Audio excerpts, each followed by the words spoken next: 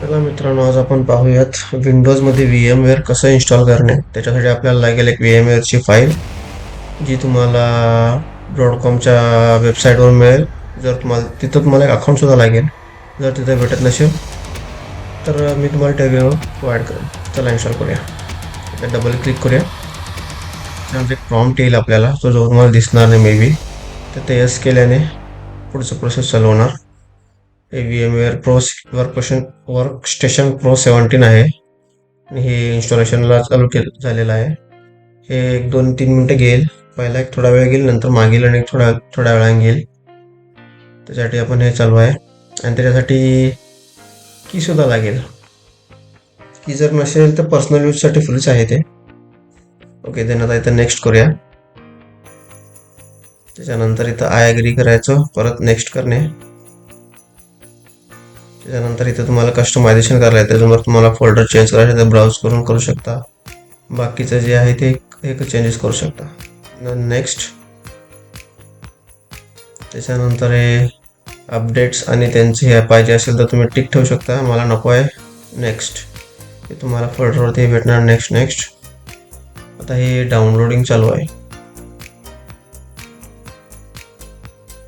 Sorry installing चालू आहे.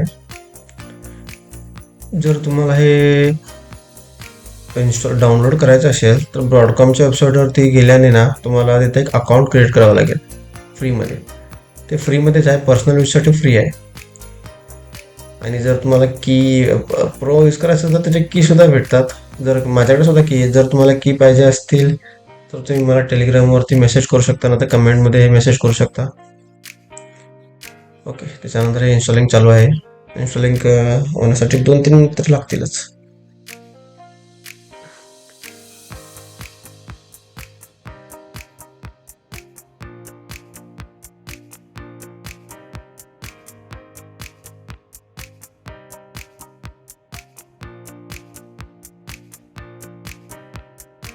खाली तुम्हाला दिसत असेल हे इन्स्टॉलेशन चालू आहे म्हणून.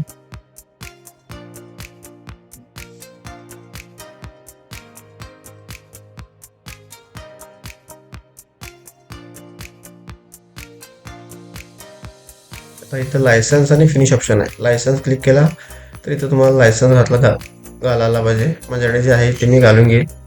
त्याच्यानंतर तुम्हाला नेक्स्ट, आणि जर एंटर केला तरी चालेल. मी घातलेलं आहे आणि हे फिनिश. ते तुम्हाला इंटर ऑप्शन तुम्ही डायरेक्ट केला असं चाललं असतं, नंतर तुम्हाला घालता येईलच, त्याच्यात काय ऑप्शन प्रॉब्लेम नाही आहे.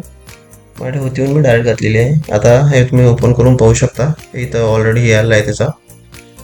डबल क्लिक केल्याने हे ओपन होणार.